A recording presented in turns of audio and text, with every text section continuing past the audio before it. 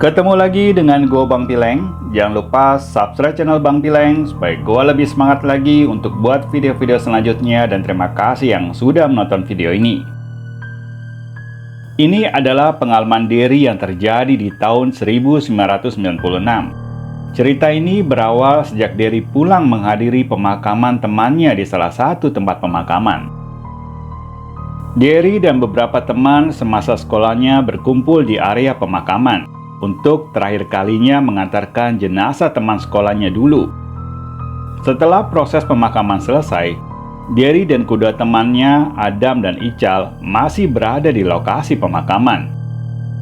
Di sebuah warung kopi yang berada di dalam area pemakaman, mereka memesan kopi dan makan gorengan untuk mengajal perut mereka yang dari siang belum makan. Derry yang tidak bisa diam, berjalan meninggalkan kedua temannya di warung. Kopi yang dipesannya tadi juga belum diminum. Lahan pemakaman yang luas dengan pohon bambu dan pohon besar yang berada di pinggir area pemakaman memberi kesan asri saat siang dan sedikit angker jika malam hari. Derry yang sudah jauh berada di tengah area pemakaman terlihat duduk di atas kuburan, dan tak berapa lama dia terlihat rebahan di atas kuburan itu. Adam yang pertama kali melihat tingkah laku Derry langsung menepuk pundak Ical yang sedang membetulkan sepatunya. "Lihat, Cal, ngapain si Derry tiduran di kuburan?" Ical langsung mendongakkan kepala dan berdiri melihat ke area kuburan yang ditunjukkan Adam. "Nyari penyakit tuh orang, ntar ketempelan baru kapok." Bapak penjaga warung yang usianya sudah tua, yang dari tadi diam dan duduk, langsung berdiri begitu mendengar pembicaraan Ical dan Adam. Matanya langsung tertuju ke area pemakaman. "Jangan bikin yang aneh-aneh di kuburan ini. Jaga tingkah laku. Kita ini di dunia hidup berdampingan dengan yang lain," kata bapak penjaga warung sambil terus melihat ke arah Derry yang masih berbaring di atas salah satu kuburan di pemakaman itu. "Iya, Pak. Nanti saya kasih tahu." "Kuburan di sini angker nggak, Pak?" sahut Ical. Bapak penjaga warung kembali duduk dan mengambil rokok yang ada di atas meja. Tangannya menyalakan korek api dan menyulut rokok yang ada di bibirnya. "Bapak buka warung di sini sejak pemakaman ini dibuka. Sebelum pemakaman ini dibuka saja sudah angker. Di sini sering ada penampakan pocong. Kata orang-orang, pocong itu ada sejak ada korban pembunuhan yang dikubur di sini." "Serius, Pak? Serem banget. Bapak pernah lihat pocongnya?" tanya Adam penasaran. "Pernah, baru 4 bulan yang lalu. Tapi Bapak nggak lihat wujudnya, cuman cium bau busuk kayak bau bangkai gitu. Percis banget di depan warung Bapak." Ada setengah jam mereka berbincang-bincang. Pembicaraan mereka terhenti ketika Derry datang. Bapak penjaga warung langsung bangun dan berkemas-kemas untuk menutup warungnya karena jam sudah menunjukkan jam 6 sore. Setelah warung ditutup, bapak penjaga warung pamit untuk pulang. Ical dan kedua temannya tetap berada di warung dan meminta izin untuk tetap berada di depan warung karena sopir yang menjemput Ical belum juga datang. Bapak penjaga warung menawarkan mereka untuk menunggu sopir di depan gerbang saja. Tapi karena gerimis dan tidak ada warung di depan gerbang, membuat mereka tetap memilih untuk berada di depan warung bapak tua itu.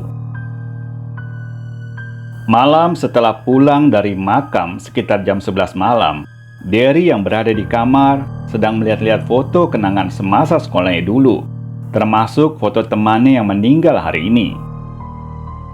Rasa sedih akan kehilangan teman yang sudah mendahuluinya membuat Derry terus memperhatikan wajah temannya itu di foto.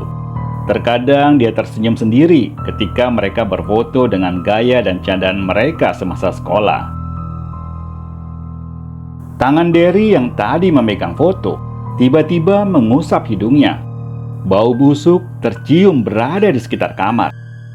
Matanya langsung melihat ke sekeliling kamar. untuk mencari sumber bau busuk. Bahkan Derry mencarinya sampai ke kolong ranjang. Tidak ada bangkai binatang yang dia lihat. Bau busuk makin terasa menyengat di dalam kamar.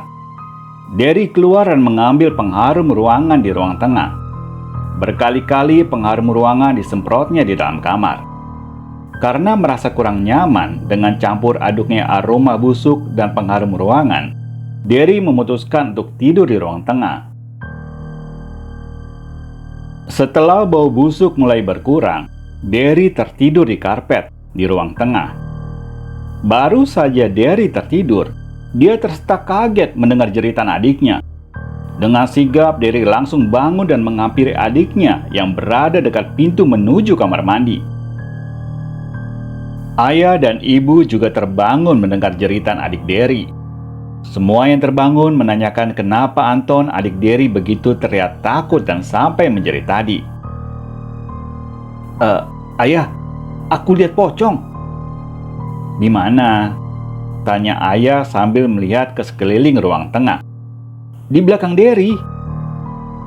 Mendengar itu, Derry langsung berlari memeluk ayah. "Gak ada apa-apa, mana pocongnya?" tanya ayah sambil melihat ke arah Derry. "Tadi ayah, tadi aku tuh mau kencing, lihat Derry tidur di bawah. Terus di belakang Derry ada pocong yang nempel di punggungnya." Mendengar apa yang diceritakan Anton, Derry juga menceritakan alasan dia tidur di karpet. Bau busuk bangkai di kamar membuatnya tidak tidur di kamar malam itu. Saat mereka masih kebingungan dengan apa yang terjadi, tiba-tiba mereka mencium bau busuk di sekitar mereka. "Bau busuk, ayah, kayak bau bangkai," kata Anton sambil menutup hidungnya. "Ada tikus mati ini." Ayah langsung berjalan ke kamar Derry. Pintu yang tadi ditutup langsung dibukanya. Aroma wangi pengharum ruangan masih tercium di dalam kamar. Ayah mempertajam penciumannya. Tidak ada bau bangkai yang dia cium. Bahkan ayah merasa pusing dengan wangi pengharum ruangan yang terlalu banyak disemprotkan Derry di kamarnya. Karena tidak mencium bau busuk, ayah kembali ke ruang tengah. Tepat berada di samping Derry, dan belum sempat ayah bicara, ayah langsung menutup hidungnya. Ayah menengok ke arah Derry. "Kok bau busuknya dekat kamu? Tadi di kamar gak ada bau busuk, pas ayah di sebelah kamu, bau busuk banget." "Emang bau busuknya ada di ruang tengah, ayah. Mungkin udah pindah sekarang," jawab Derry dengan nada sedikit kesal. "Anton, kamu benar lihat pocong dekat Derry?" "Bener, ayah. Masa Anton bohong?" Malam itu, ayah menanyakan keberadaan Derry tadi siang.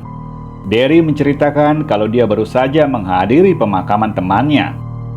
Setelah mendengar cerita anaknya, ayah menduga ada pocong yang ikut dengan Derry dan sampai masuk ke rumah ini. Atas saran ayah, Derry dan keluarganya diminta berhati-hati.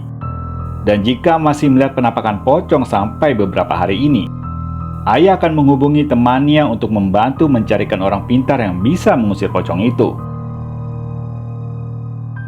Kebesokan sorenya, Derry dan Ical sudah janjian untuk bertemu di rumah Adam. Derry mau menceritakan apa yang dialaminya kemarin malam. Setelah berkumpul di kamar Adam, Derry mulai menceritakan bagaimana dia mencium bau busuk di kamar sampai adiknya melihat pocong di belakangnya kemarin malam. "Lu si konyol pakai tiduran di kuburan orang. Lu tahu nggak, bapak penjaga warung? Cerita kalau di kuburan itu ada pocong yang sering gentayangan. Jangan-jangan tuh pocong ikutin elu," sahut Ical. Derry hanya terdiam, seperti merasa bersalah dengan apa yang dilakukan sewaktu di pemakaman.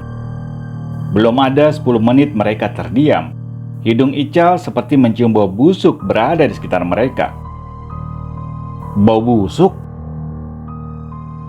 Mata Adam langsung tertuju ke Derry. Begitu juga dengan Ical. Mereka melihat ke arah Derry secara bersamaan. Adam pun mulai mencium bau busuk. Makin lama baunya mulai menyengat. Iya, nih bau busuk nih.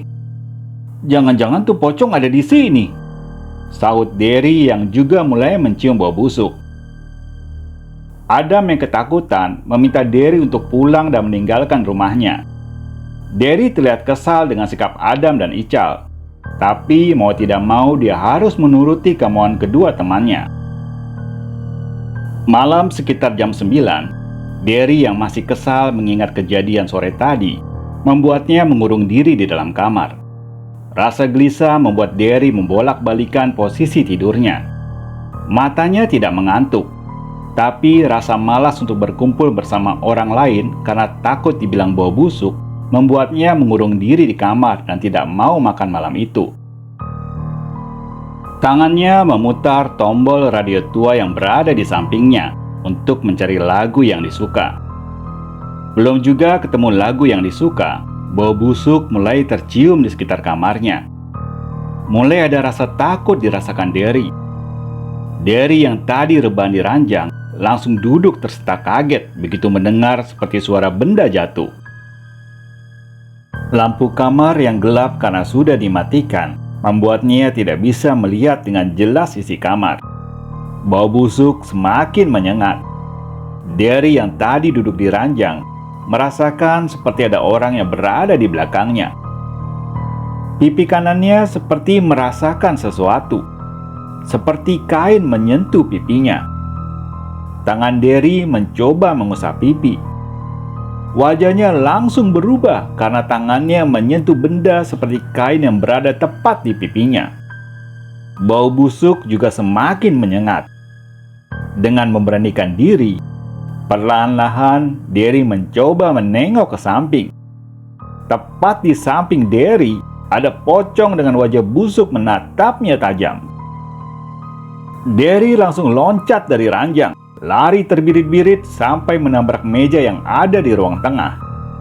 Ayah dan adik Derry yang ada di ruang tengah tersentak kaget dan ikut loncat juga melihat Derry jatuh di depan mereka. Dengan nafas tersengal-sengal, Derry menceritakan apa yang dia lihat di kamar tadi. Ibu yang tadi berada di kamar ikut juga berkumpul di ruang tengah. Mereka bertiga menenangkan Derry yang terlihat sangat ketakutan. Segelas air diberikan ke Derry agar dia tenang.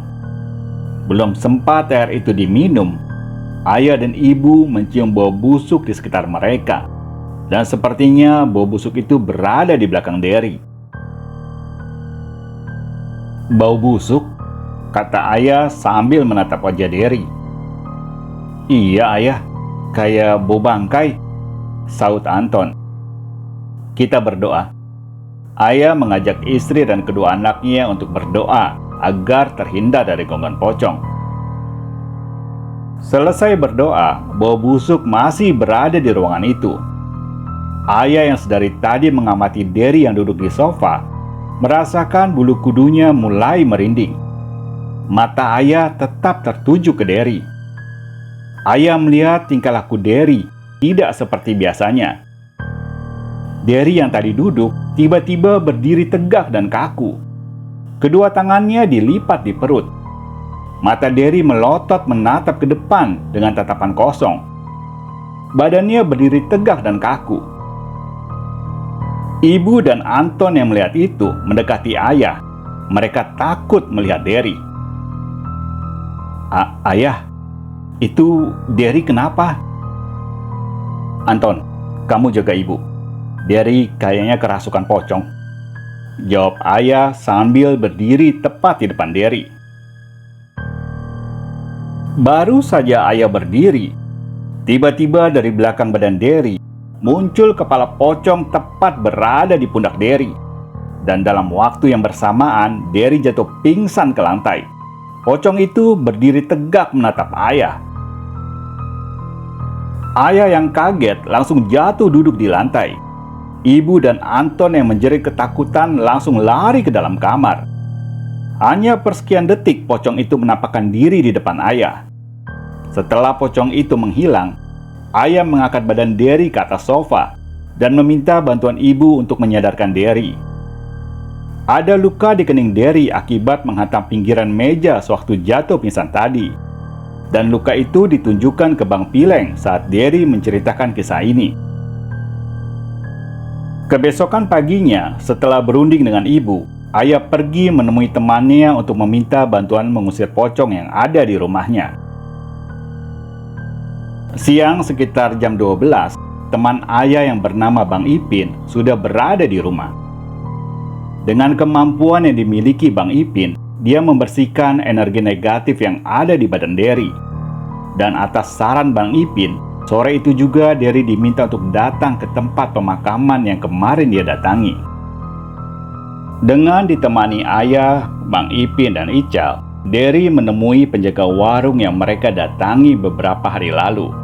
Di sana, Derry menceritakan apa yang dialami selama ini. Dan atas petunjuk penjaga warung, Bang Ipin diantarkan untuk menemui juru kunci atau orang yang pegang wilayah pemakaman itu. Sambil menunggu Bang Ipin kembali, Derry yang terlihat ketakutan ditemani penjaga warung untuk mendatangi kuburan yang beberapa hari lalu dia tiduri, untuk sekedar meminta maaf atas kelakuannya yang telah mengganggu di atas kuburan itu. Sekitar jam 6 sore dengan cahaya matahari yang mulai menghilang, Bang Ipin kembali ke warung ditemani juru kunci pemakaman. Setelah mendapat izin dari ayah, Derry dibawa juru kunci ke tengah area pemakaman. Entah apa yang dilakukan juru kunci dan Bang Ipin. Yang Derry tahu, mereka seperti berkomunikasi dengan makhluk penunggu yang ada di area pemakaman itu. Tidak terlalu lama berada di tengah area pemakaman, akhirnya Derry kembali ke warung menemui ayah dan Ical yang sudah menunggunya. Setelah mendengar nasihat dari juru kunci dan penjaga warung, Derry dan yang lainnya pamit untuk pulang. Malam setelah berada di rumah, rasa takut masih dirasakan Derry dan keluarganya. Tapi malam itu Derry tidak mencium bau busuk di rumahnya. Sampai 3 hari sejak bertemu Bang Ipin, tidak ada lagi gangguan yang dialami Derry dan keluarga. Bahkan bau busuk juga tak pernah tercium lagi. Dan sampai Derry menceritakan kisahnya ke Bang Pileng, gangguan busuk pocong itu sudah tidak pernah dialami Derry lagi. Itulah cerita pengalaman Derry sewaktu ketempelan pocong setelah pulang dari kuburan. Sampai di sini dulu ceritanya. Jangan lupa subscribe dan nyalakan lonceng notifikasinya supaya kalian tahu kalau gua ada upload video baru. Salam dari Bang Pileng.